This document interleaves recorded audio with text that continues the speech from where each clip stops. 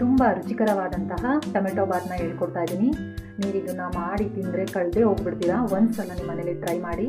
ಇವಾಗ ಹೇಗೆ ಮಾಡೋದು ಅಂತ ತೋರಿಸ್ಕೊಡ್ತೀನಿ. ಮಸಾಲೆಗೆ ಬೇಕಾಗಿರೋ ಪದಾರ್ಥಗಳು, ನಾನಿಲ್ಲಿ 2 ಗ್ಲಾಸ್ ಅಕ್ಕಿಗೆ ಟೊಮೆಟೊ ಬಾತ್ ಹೇಗೆ ಮಾಡೋದು ಅಂತ ಹೇಳ್ಕೊಡ್ತಾ ಇದ್ದೀನಿ. 2 ಗ್ಲಾಸ್ ಅಕ್ಕಿಗೆ ಇಷ್ಟನ್ನ ತೋರಿಸ್ತಾ ಇದ್ದೀನಿ ನಿಮಗೆ.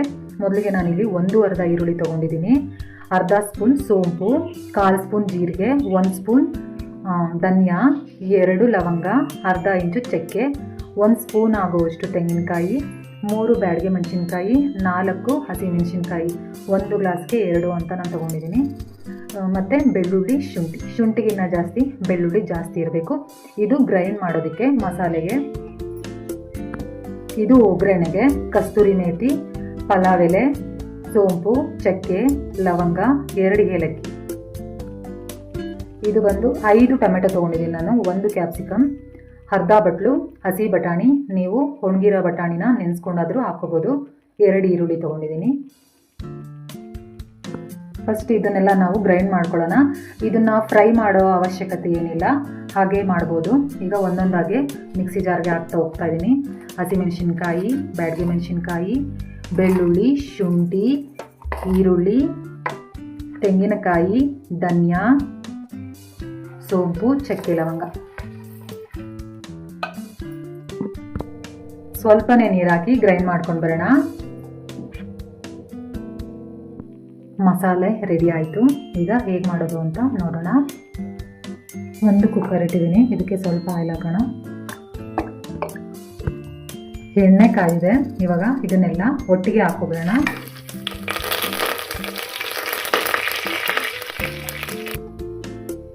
ಈರುಳ್ಳಿ ಹಾಕೊತಾ ಇದ್ದೀನಿ, ಬಟಾಣಿ, ಕ್ಯಾಪ್ಸಿಕಮ್ ಮತ್ತು ಟೊಮೆಟೊ.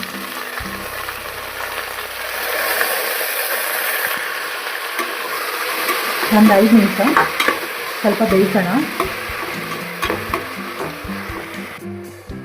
ಸ್ವಲ್ಪ ಉಪ್ಪು ಹಾಕ್ತಾ ಇದ್ದೀನಿ. ಈರುಳ್ಳಿ, ಟೊಮೆಟೊ, ಕ್ಯಾಪ್ಸಿಕಮ್ ಎಲ್ಲ ಸ್ವಲ್ಪ ಬೇಯಬೇಕಲ್ವಾ, ಅದಕ್ಕೆ ಸ್ವಲ್ಪ ಉಪ್ಪು ಹಾಕ್ತಾ ಇದ್ದೀನಿ. ಟೊಮೆಟೊ ಎಲ್ಲ ಸಾಫ್ಟ್ ಆಗಿದೆ. ಇವಾಗ ರುಬ್ಬಿರೋ ಮಸಾಲೆನ ಹಾಕ್ತಾ ಇದ್ದೀನಿ. ಮಸಾಲೆನ ಹಾಕಿ ಒಂದು 5 ನಿಮಿಷ ಇದರಲ್ಲೇ ಬೇಯಿಸೋಣ. ಚೆನ್ನಾಗಿ ಬೆಂದಿದೆ ಇದು. ಇವಾಗ ಮೊದಲೇ ತೊಳೆದಿರೋ ಅಂತಹ ಅಕ್ಕಿನ ಹಾಕ್ತಾ ಇದ್ದೀನಿ. ನಾನಿಲ್ಲಿ 2 ಗ್ಲಾಸ್ ಅಕ್ಕಿನ ಹಾಕ್ತಾ ಇದ್ದೀನಿ.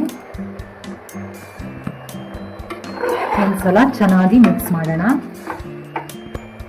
2 ಗ್ಲಾಸ್ ಅಕ್ಕಿಗೆ ನಾನು 4 ಗ್ಲಾಸ್ ನೀರು ಹಾಕ್ತಾ ಇದ್ದೀನಿ.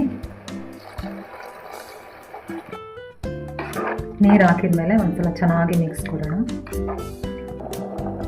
ಇದು ಕುದಿ ಬರೋ ಟೈಮಲ್ಲಿ ಸ್ವಲ್ಪ ಕೊತ್ತಂಬರಿ ಸೊಪ್ಪು ಹಾಕ್ತಾ ಇದ್ದೀನಿ.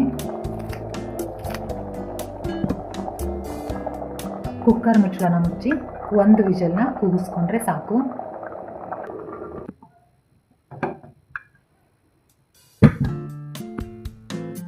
ಕುಕ್ಕರ್ ಮುಚ್ಚಳನ ಓಪನ್ ಮಾಡಿ ಒಂದು ಸಲ ಚೆನ್ನಾಗಿ ಮಿಕ್ಸ್ ಮಾಡೋಣ.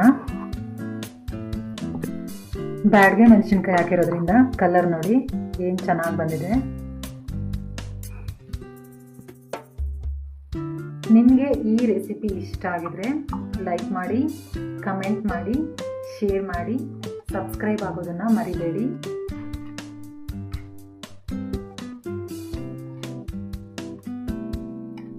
Thank you.